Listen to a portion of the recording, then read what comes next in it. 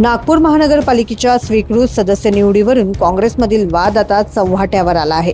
माजी मंत्री डॉक्टर नितीन राऊत यांनी आपल्याच पक्षावर जातीवादाचे आणि स्थानिक स्तरावर छळ होत असल्याचा खळबळजनक आरोप केला आहे।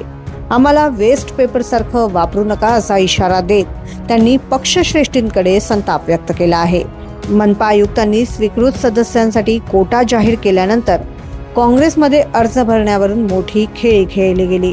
डॉक्टर नितीन राऊत यांच्या दाव्यानुसार काल सकाळपर्यंत त्यांना या प्रक्रियेची कल्पना देण्यात आली नव्हती। प्रदेश अध्यक्षांच्या सूचनेनुसार एका जागेचा प्रस्ताव असतानाही स्थानिक नेतृत्वाने राऊत समर्थकांना डावलले। मुदत संपायला अवघ्या 1 मिनिटाचा अवधी शिल्लक असताना दुसऱ्या गटाने दोन्ही अर्ज भरून राऊत गटाची कोंडी केली।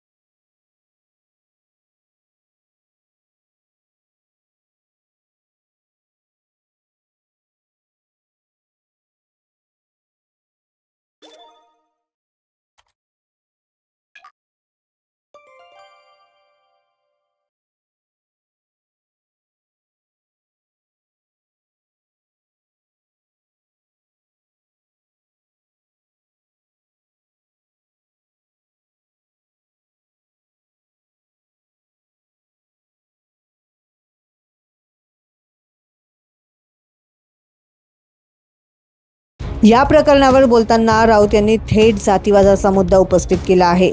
दलित समाजातील व्यक्तींना आणि उत्तर नागपूरला जाणीवपूर्वक प्रतिनिधित्व नाकारले जात असल्याचं त्यांनी म्हटलं।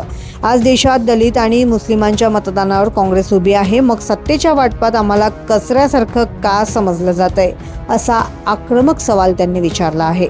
हा केवळ आपलाच नाही तर प्रदेश अध्यक्षांच्या आदेशाचाही अपमान असल्याचं त्यांनी स्पष्ट केलं आहे। जातीवाद हा कुठं नाही आहे। जातीवाद तर शिगेला पोचला आहे। जेव्हा धर्माधर्मामध्ये तंटे निर्माण होत आहेत अशा वेळेला आमचं महत्त्व कितपत राहणार?